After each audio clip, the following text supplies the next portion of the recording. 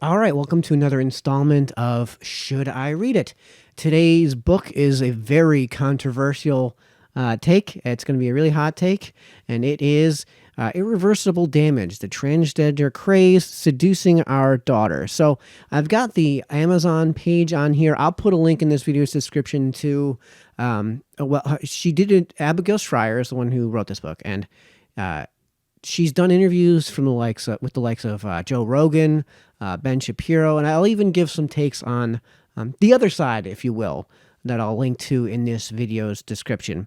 But we're going to just read the top review, and we'll read the description here.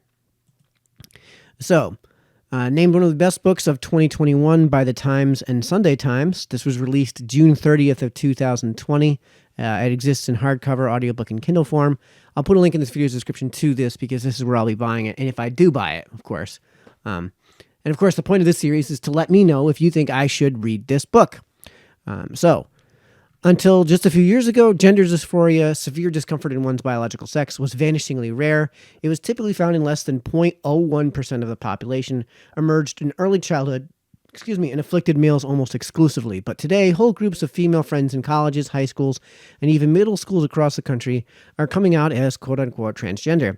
These are girls who had never experienced any discomfort in their biological sex until they heard a coming out story from a speaker at a school assembly or discovered the internet community of trans quote-unquote influencers. Unsuspecting parents are awakening to find their daughters enthralled to hip, I'm not sure what that means, trans YouTube stars, and gender-affirming educators and therapists who push life-changing interventions on young girls, including medically unnecessary double mastectomies and puberty blockers that can cause permanent infertility. Abigail Shrier, a writer for the Wall Street Journal, has dug deep into the trans epidemic, talking to the girls, their agonized parents, and counselors and doctors who enable gender transition, as well as to quote-unquote detransitioners, young women who bitterly regret what they have done to themselves. Coming out as a transgender immediately boosts these girls' social status, Shrier finds, but once they take the first steps of transition, it's not easy to walk back. She offers urgently needed advice about how parents can protect their daughters. A generation of girls is at risk. Abigail Shrier's essential book will help you understand what the trans craze is and how you can inoculate your child against it, or how to retrieve her from this dangerous path. Now, this description, based on the interviews that I've seen with Abigail, is a lot spicier than what I think that the point that she's trying to convey. And I think that what we're going to find from this read is that the read is not nearly as much of a hot take as that description offers. In fact, that description seems to offer a far more, we'll call it politically right, of center take than she's been offering at the interviews that I've seen her participate in. And I've only seen 3 or 4 interviews, but it seems to me that that's probably not an accurate reflection of the neutrality of the book politically, if you will. So let's just go into then one of the reviews that we have here for this book. And I'm actually just going to go to the top one because it's fairly short and sweet, and I think gets to the point.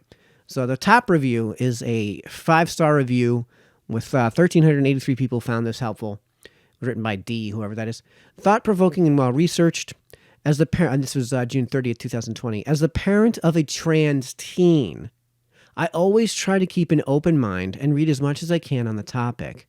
Shrier's focus in Irreversible Damage is on the fairly recent explosion in trans-identifying teens, particularly girls, and since my own child is one of 6 looks like female to males in a friend group, it would be foolish for our family to have our head in the sand about the possibility of peer influence. So this would be something like conducting independent variable control.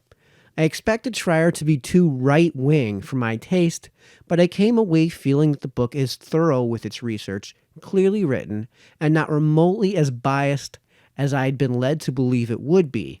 Certainly, it made me realize that we should continue to scrutinize carefully and independently the best way forward for our teens' mental and physical health. I did go through some of the 1-star reviews because I always find it useful if the book is basically nothing but 5-star reviews, and then a little bit of a blip here, as we see on the left, of 1-star reviews. And they're basically all just condemning her as a transphobe offhand and don't really talk about the actual content of the book. So there's really nothing to be gleaned from there that's of any use. But it's a topic that interests me and that will probably at some point get me into trouble. So if you guys want me to get into trouble and read this book on this channel, in the comment section, let me know. And as the title of this series continues to be, should I read this book? Good night, folks.